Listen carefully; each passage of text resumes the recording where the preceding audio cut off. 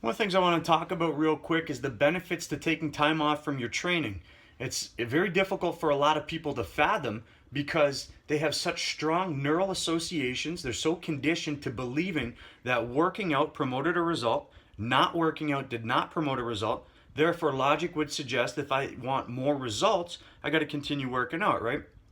It doesn't really work like that. Now, with your training, obviously, what you want to do is you want to impose enough of a demand on your body, create enough of a disturbance that the body's forced to adapt in a positive way. And it'll do that by getting better at the movements that you do, and then it will build muscle to protect itself from further disturbances.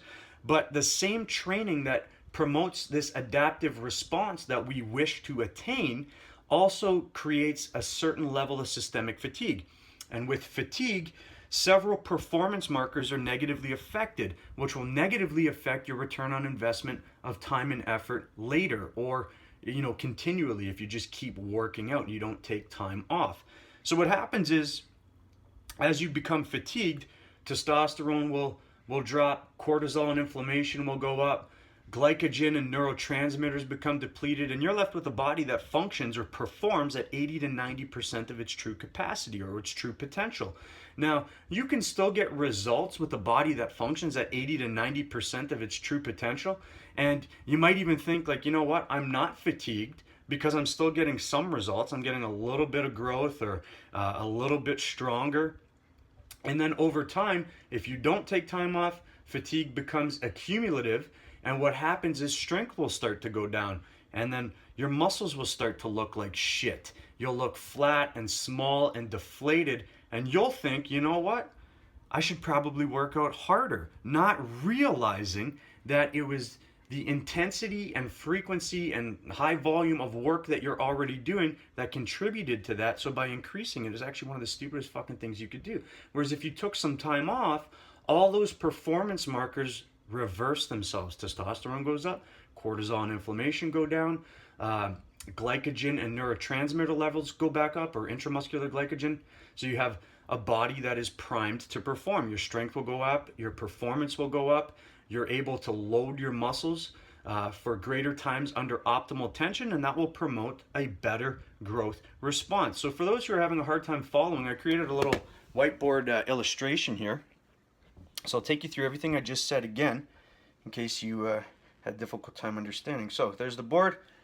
Training, you want to impose a demand, but it creates fatigue. That's not good. Fatigue, testosterone goes down, cortisol and inflammation go up, glycogen and neurotransmitters go down, and you're performing at 80 to 90%. Over time, fatigue is accumulative, strength goes down, muscles look like shit, small, flat, deflated, and you think that you should train harder, which is absolutely the stupidest fucking thing you could possibly do.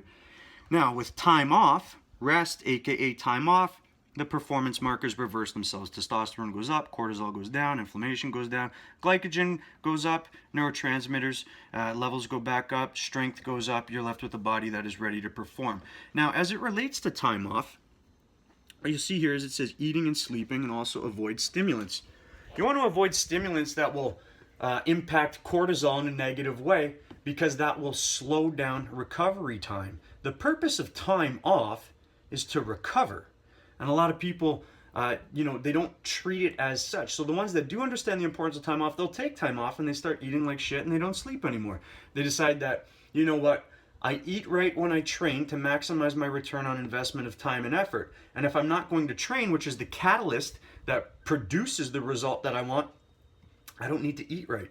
Which is really fucking stupid, because the purpose of time off is to recover. So you're eating to facilitate recovery. If you eat less because you're not working out, if that's your logic, what's happening is you're not providing your body with the nutrients that it needs to recover faster.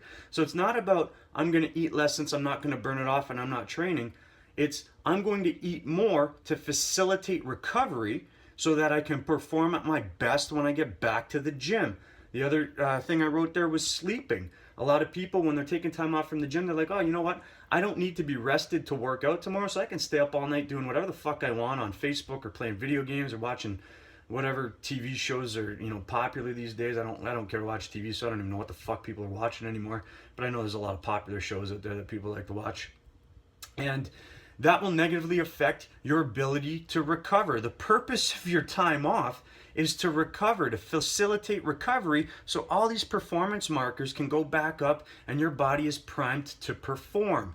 So now that you have a better understanding of why it's important to take time off, the physiological changes that take place in response to your training, in response to time off, you can better strategize time off into your strategy.